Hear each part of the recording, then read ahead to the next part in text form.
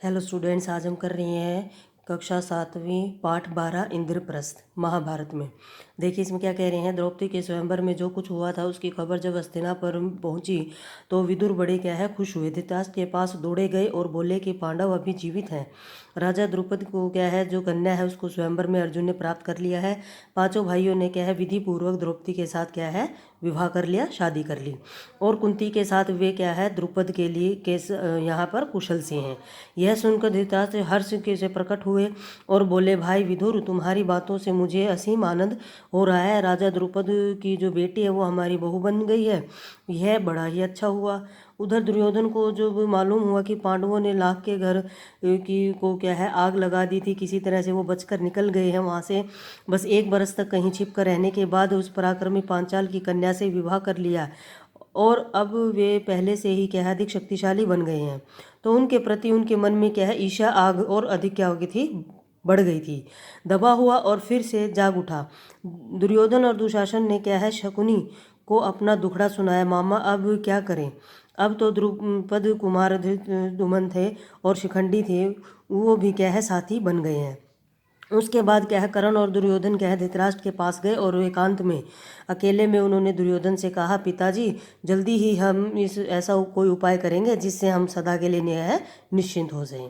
धृतराष्ट्र ने कहा, बेटा तुम बिल्कुल ठीक कह रहे हो, तुम ही बताओ अब क्या करना चाहिए।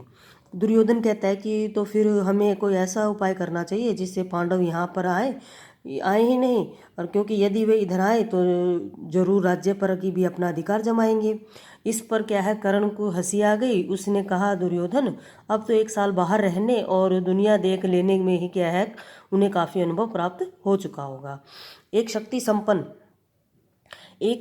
संपन्न राजा के यहाँ उन्हें क्या है शरण भी ली है।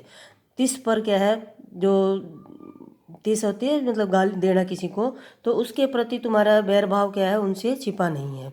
इसलिए छल से क्या है अब काम नहीं बनेगा, तो आपस में फूट डालकर भी क्या है उसको हराना संभव नहीं है। राजा द्रुपद क्या कहते हैं कि धन का उनको लोभ देने में क्या है पड़ने वाले व्यक्ति भी नहीं है। लालच देकर उनको अपने पक्ष में भी करना हम विचार बेकार है हमारा। पांडव का साथ वे कभी नहीं छोड़ेंगे। जो द्रौपदी है उसके मन में पांडवों के प्रति क्या है घृणा पैदा होगी ही नहीं, हो ही नहीं सकती, क्योंकि ऐसे विचार की ओर ध्यान देना भी ठीक नहीं होगा। हमारे पास केवल एक ही उपाय रह गया है और वह है क्या पांडवों की ताकत बढ़ाने से पहले उन पर हमला कर दिया जाए। कर्ण तथा अपने बेटों की परस्पर विरोध बातें सुनकर धृतराष्ट्र इस बात में कोई निर्णय नहीं ले सके, तो पितामह भीष्म और आचार्य द्रोण को बुलाकर उन्होंने सलाह विमर्श किया कि पांडव पुत्र को जीवित रहने की खबर पाकर पितामह भीष्म के मन में भी क्या आनंद की लहरें उठ रही थी। खुश थे वो भी इस चीज़ को मानकर कि पांडव जीवित हैं। भीष्म ने कहा कि बेटा, वीर पांडव के साथ संधि या समझौता करके आधा राज्य उसे दे दिया जाना उचित है। आचार्य द्रोण ने भी क्या है यही सलाह दी। अंग नरेश कर्ण भी इस अवसर पर क्या है धृतराष्ट्र के दरबार में उपस्थित थे। पांडवों को आधा राज्य देने की सलाह उसे बिल्कुल अच्छी नहीं लगी। दुर्योधन के प्रति जो क्या है कर्ण के जो हृदय में जो अपार प्यार था, इस कारण द्रोणाचार्य की सलाह सुनकर उसमें क्रोध की सीमा न रही। वह धृतराष्ट्र से बोला, राजन, मुझे यह देखकर बड़ा आश्चर्य हो रहा है कि द्रोणाचार्य भी क्या है आपको ऐसी कुमंत्र देते हैं या मतलब ऐसी नीति आपको बताते हैं।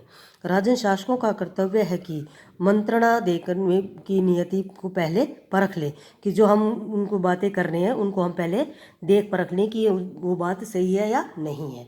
तो बेटा मेरा चैनल अगर आपको अच्छा लगे तो इसको लाइक करें, सब्सक्राइब करें। Thank you.